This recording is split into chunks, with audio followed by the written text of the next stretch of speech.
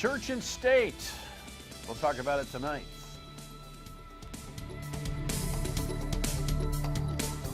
Not really, but you know what's funny when my water bottle looks funny on television. Anyway, welcome into my state of mind. Interesting start to the show for me, maybe not for you. I am Dan York, and hey, it's called State of Mind because you never know what kind of state of mind I'm going to be in. See, it's easier for you. You know what state of mind you have on your side of the radio, and we'd like to hear from you as well, and you know that. If you're watching for the first time, thank you. Happy New Year to you, too. Bishop Tobin's here. I'm not going to bog him down with an old-fashioned conversation about church and state, but, you know, the church has a position on some things, at least the Catholic Church does, and the state has a position on some things, and it's always interesting when the state is run by a Catholic. It's not necessarily run by, you know, church modus operandi, so we'll get to that. You know that that's a thing right now in Rhode Island, and the bishop will have his perspective on it. All right, let's hustle to the rundown here. Yes, they did, but we didn't have any representation of worth, I guess, all due respect to our ambassador of France, and that's a big to-do. And then this journalist really kind of started it all, and I have a pretty direct message for him, no doubt. Yep. You cannot take the politics out of the Golden Globes, and they were funny last night, at least in part. Some things aren't so funny. You woke up to that this morning, so you say, and that's what it's like to be a Pats fan. Yeah, we knew. Your state of mind, too. All right, let's dig in. Yeah, millions turned out, and this is very impressive. The headlines with the world leaders all convening, except for our own. Unless you don't, you know, I think our ambassador is a world leader. She must feel pretty much left out of the conversation at this point. Here's a quick narrative. Demonstrators carried signs, sang songs, and shed tears as they marched to renounce terrorist attacks that ripped their country apart. We have to be here in the memory of these people, innocent people, and to say with a smile that we're not afraid. France's president and at least 40 world leaders led the march. Thousands of police officers and soldiers protected the massive crowds. Attorney General Eric Holder was in Paris where he attended a meeting on fighting terrorism but did not attend the march. In the march, the Secretary of State Kerry was in India. He had meetings. He did not attend the march. The Vice President did not attend the march. The President did not attend the march. And that's a national conversation. It dominated the entire 3 hours of radio today. And I will tell you that, you know, in a funny way, to be honest with you, I looked at this thing in the coverage this morning, and I thought, how refreshing to see world leaders other than the United States actually getting this terrorist thing that we have been so worried about and have so much responsibility for in America. Although, listen, there are those who are always looking to give the president a whack. I know I do more than once in a while, but on this one, I didn't feel the aggravation that a lot of people did, although the White House today, amidst the pressure that had been placed on him, more or less admitted, you know, Josh Earnest, press secretary, said, yeah, maybe we should have sent somebody. You know, security issues 36 hours in advance, I'm not so sure how that would have been done. In the meantime, a lot of this was started by this guy, who, for some reason, thinks that his news personality is bigger than his news responsibility. Yes, Jake Tapper. This is what he felt like he had to say in his blog on CNN.com. I say this as an American, not as a journalist, not as a representative of CNN, but as an American, I was ashamed. I tweeted to old Jake myself today to say, hey, by the way, you've gone ahead and blurred the lines. They've been smashed by this kind of commentary. I'm talking about the lines of journalism and the boundaries that journalists have when it comes to throwing up like that. You know, it's one thing to report, it's one thing to comment and analyze. But the idea that you had to throw away your role as a journalist and as a rep of CNN to be able to spew that you were ashamed shows that you didn't understand what your role as a journalist is. A lot of you say, well, Dan, he's got a First Amendment right to say what he has to say, especially if you agree with his shame or being ashamed. That's not the point. That's not the point. The First Amendment protects his right to say it and not be jailed. If I was at CNN, I'd fire him, because that irresponsibility by journalists is not what we need. the media rules have completely vanished. And it would take one good lesson to put this thing back in shape. Anyway, oh, it's aggravating. Next thing. I'm the one that gets to opine, by the way. Golden politics. And then comedians do too, because you don't take them very seriously, do you? Headlines at the Golden Globes? Yeah. And here's some fun they had with North Korea. The biggest story in Hollywood this year was when North Korea threatened an attack if Sony Pictures released the interview, forcing us all to pretend we wanted to see it. North Korea referred to the interview as absolutely intolerable and a wanton act of terror. Even more amazing, not the worst review the movie got. And then even Bill Cosby, he got it right between the eyes.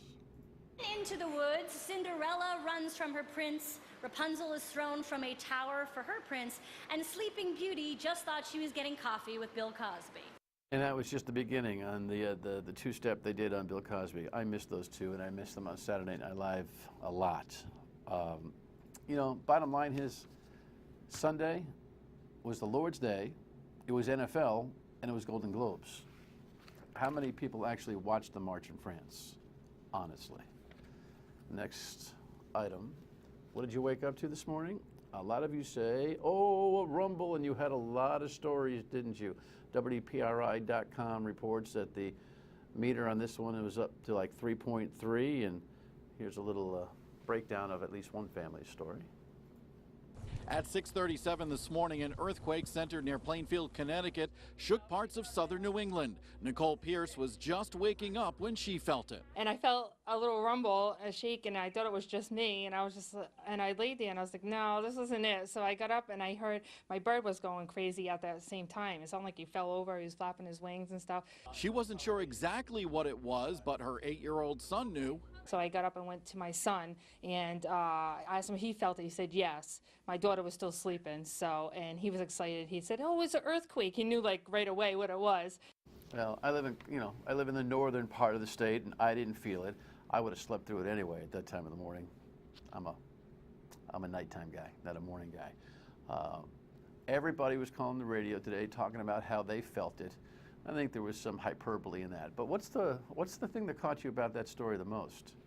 That lady may set a new world record for having the Christmas tree around the longest. It's January 12th, and she's still got it up. It's over. Although the bishop will tell you. She's early for next year. Jess says, maybe it's up all the time. She's early for next year. The bishop will tell you, Jesus is with us all the time. And finally, it's like, come on, man. Really? You know the difference between being a Giant fan and a Patriots fan? As a Giant fan, you're always waiting for the shoe to drop. As a Patriots fan, you're just waiting for them to do what they do. But let me tell you this. Des Bryant got ripped off, and so did the Cowboys. I hate the Cowboys. I hate them. But listen, this is a football move. I didn't think I'd ever say that I feel sorry for the Cowboys, but I do. Your state of mind, this is how you get in touch, 228-1886. You want to debate me on that or anything else, or just offer your 2 cents, or let us know about something you think we ought to be covering. That's how you get in touch with us. But we're going to skip real quick because the bishop is in, and we got a lot to talk about. Stay with us.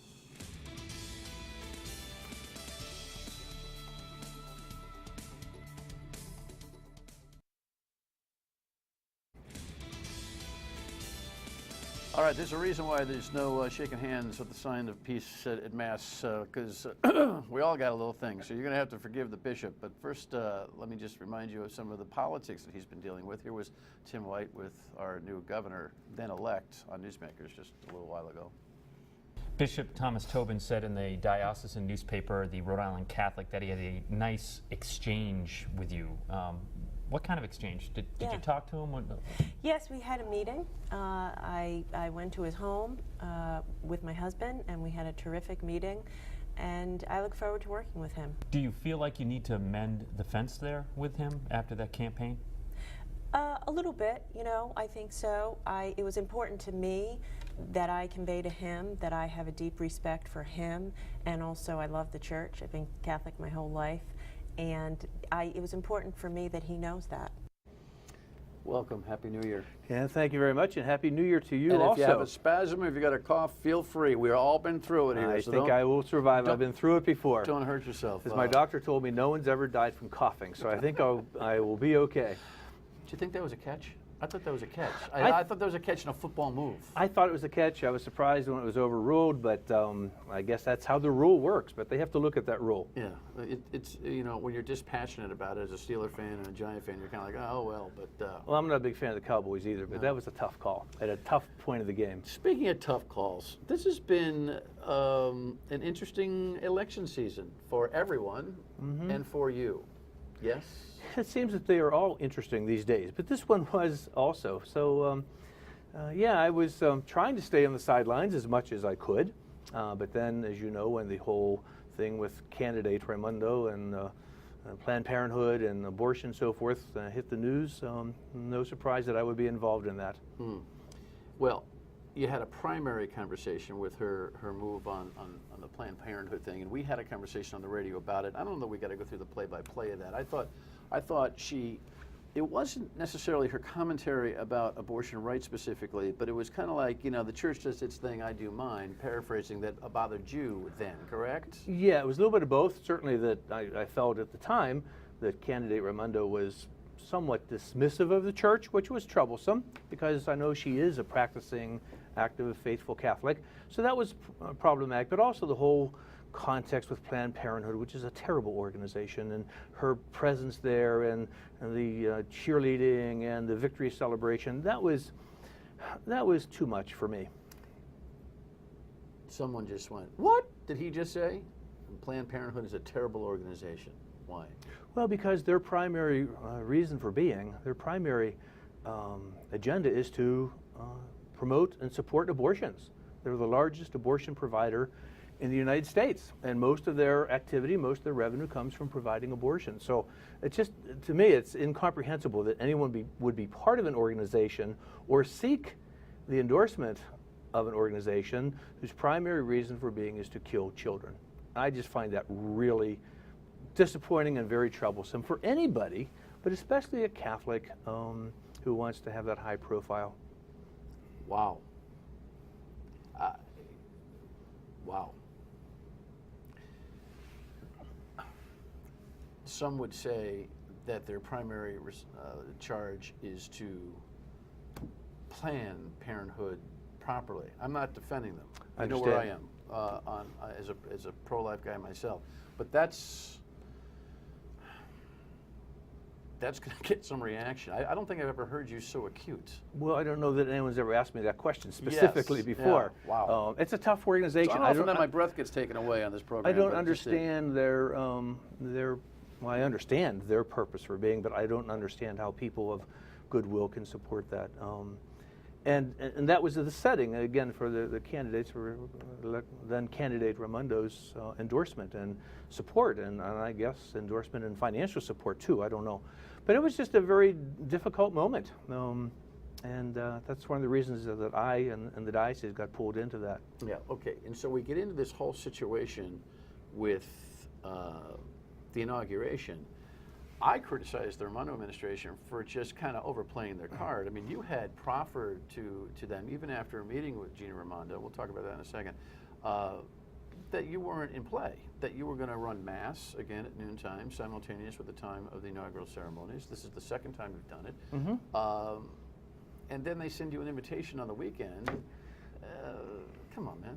That was my thought about them, right? I was a little surprised that became a story when it did, Yeah. the day before the inauguration. Well, they asked for it because you had to respond again.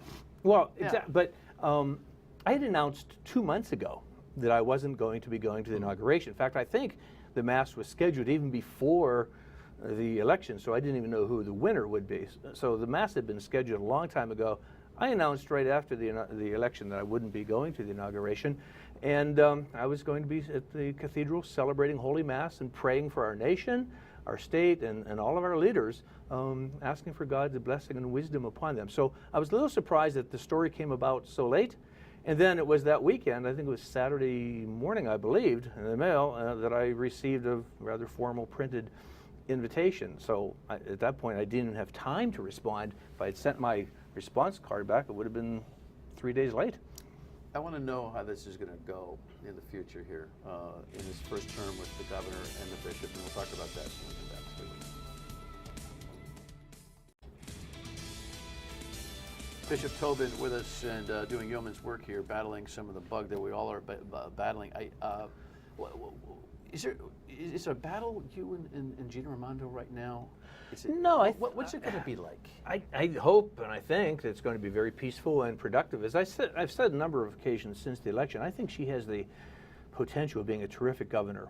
She's smart, she's competent, she has good plans and a good vision, I think. I think she has the potential of being a really good governor for us, and I hope and pray for that. We need it. But my only caution would be I hope she does not get involved in these moral issues, these social issues, and promote and push the abortion agenda, because, again, if she does, I will certainly be there. That's part of my job. Yeah, That's part of my task. You say that. We've talked about this for such a long time. Your role, I can hear people on the other side of the television saying, well, I hope you, Bishop, don't get yourself involved in these political issues. You don't want her involved in the social issues? Then we don't want you involved in these political issues. And your response to that is? My response is that these things are political, but they're primarily human issues and moral issues. And I think that the church in general, and the bishop in particular, has every right and even a duty to be involved. I mean, they certainly want me to get involved in terms of advocacy for poverty and for homelessness and for immigration and all these other issues. It seems only when we get involved in these more controversial things like abortion and same-sex marriage and so forth, they say, why are you getting involved in that? So often they want the church, they want me to be involved in these other issues because they want that, I think, that sense of conscience and that moral vision that we bring. And by the way, when I get involved in these issues, it doesn't come from any sense of personal moral superiority at all. It's the position of the church. It's your job. It's my job. I've been commissioned by God, and I thank the Holy Spirit to do that. So it's part of the job of the bishop to be a preacher and a teacher and a prophet, wherever that leads us. Conservative camp, liberal camp, whatever. It's the job of the bishop to do that. And bishops will do it in various ways. So when Gina Raimondo says what she says, you react like you do. She has her own daily mass that she attends simultaneously or a few hours before inauguration. People wonder about communion, all of that. Where, when she says she loves the church, you say what? Position the context of her Catholic status, if you will. Mm-hmm. Well, again, from all intents, and it's very hard to judge someone's heart and soul, obviously, but from every indication and from her personal history, I think she's a very strong, faithful, and active Catholic. I think she needs to grow. We all have to grow in some area in her understanding of respect for life and the evil that abortion is, and that we as individuals, as Catholics, should not be ever in a position of supporting that or promoting it. That's where we cross the moral law, and that's problematic. So I hope that she... Problematic to what level for her? And so I don't hear you bristling over her pronounced devotion and participation as a Catholic, correct? It's her participation in Catholic, no, yes. And I'm glad she's going to church regularly and receiving Holy Communion. God bless her for that. Which is not a problem. It's not a problem. And keep in mind, too, that something that the candidate says is often a little bit different than they do in governing. So we'll see how this all unfolds. But sometimes candidates say things that don't play out exactly that way. And any conversation that I would have with Governor Raimondo or any candidate, anyone in public office, about their participation in the life of the church, especially their sacramental participation, would always be personal and quiet and confidential. So that's not the kind of thing I would ever discuss publicly in terms of her own participation in the life of the church. From everything I see, she's a good Catholic. She's working hard to grow in holiness, as we all are. You are, I am, and we're all on that same journey together. Real quick, you've got a service tomorrow night that's important. Tell us. Yeah, it's a prayer vigil for peace in our nation, our world, our community. It comes about, of course, from some of the tensions we've had in our country and even our community between police and the community. So we want to gather together the religious community, the law enforcement community, members of the community, to pray for God's blessing and and guidance so that we will live in peace and in justice. We can't do it by ourselves. We need God's help. Violent world, huh? It is, and we see some of the terrible things. You know, this awful massacre that's taken place in Nigeria that has not been widely reported. Apparently 2,000 people were killed. We revolted at the terrible situation in Paris last week, and it was terrible, but there are other massacres taking place around the world that are awful.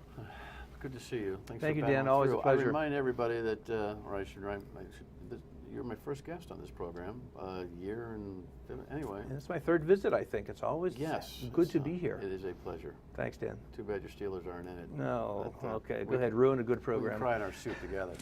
Your State of Mind, last word, next. You know, Bishop Tobin even stopped me, not because I was surprised by what he had to say about Planned Parenthood, but as, comfortably acute as he is in saying it. We'll talk about that on the radio tomorrow between noon and 3 on WPRO, and you can dial in and talk about it. And of course, you can let us know on Your State of Mind as well, what you think. Tomorrow night, we'll be talking about education choice, not pro-choice, but education choice. There's a movement restarted here in Rhode Island to provide you with more options as a parent and a taxpayer, and we'll cover that as well. See you on the radio on WPRO at noon and back here tomorrow at 7:30 on My State of Mind. Thanks for watching. Good night.